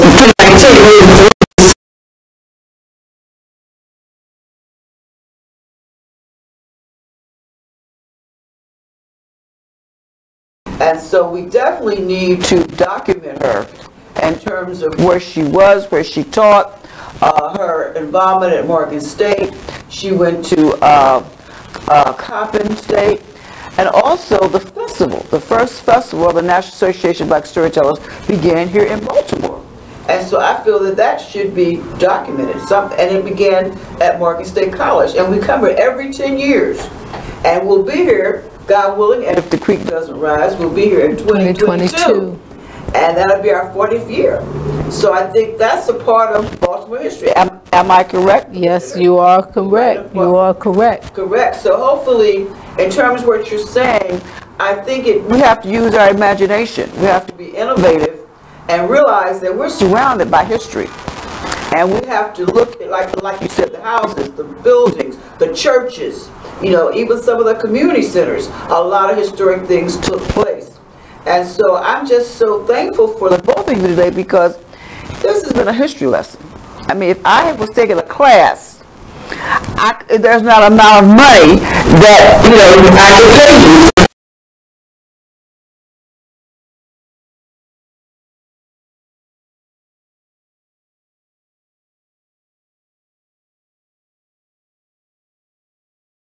And we need to see more of this. We need more of this in our media and our television to show, as Dr. Joanne Martin talks about, the black family, the black extended family. And she's written, her and her husband have written 4 books about the black family. And you're just living examples of how a black family endured, just as the name says, how we got over. So if you were to put it in a sentence or in a few words in terms of how you got over, how you managed to get from where you were to where you are now, what would you say? Lean not to your own understanding, but in all your ways trust in him, and he shall direct your path. And that's Proverbs. That's Proverbs. Yeah. Okay, say that again so we can hear you say it again a little louder. Lean not to your own understanding, but in all your ways trust in him, and he shall direct your path. And you, Judge Curtis? I would just say keep on going. Keep on going. Because there are bound to be obstacles. Some from outside, some from inside. But we just have to just keep on going. Just keep on going. You keep on loving, and learning and holding on to one another. Yes. I mean, people always, all this brother and sister stuff. Well, make it meaningful. Yes. Who your brother and sister are. Yes, make it meaningful yes. who your brothers and sisters That's are. right. That's right. Yeah. Because of enslavement, Yeah. if we're here in the That's United right. States, anybody could be your relative. Yes. Right. You never know. We all You care. never know. We all care, and we came a long way. Yeah. And we came a long way from helping each other. When I Yes. think about That's my how we family got in over. Yes. Alabama, everybody helped each other. Everybody lived together. You had to sleep sometime on the floor, on the couch, 5 in a bed, but they were together. You know what I'm saying? Yes. So that's really important. So I thank you again. Well, thank you for having us. Thank you. It's just wonderful, wonderful. Thank you very much. Thank you. Okay. Thank you. This little light of mine, I'm gonna let it shine. Oh, this little light of mine. I'm gonna let it shine. I'll let it shine. This little light of mine. Let it shine. I'm gonna let it shine. Let it shine. Let it shine. Let it shine. Everywhere I go, I'm gonna let it shine. Oh, Lord, everywhere I go, I'm gonna let it shine. Shine on. Everywhere I go, oh, Lordy, I'm gonna let it shine. Let it shine. Let it shine. Let it shine. This little light of mine, I'm gonna let it shine. Oh, this little light of mine, I'm gonna let it shine. This little light of mine, I'm gonna let it shine. Let it shine. Let it shine. Let it shine. Asante Sana, Asante Sana. Thank you so much. Thank you. Thank you.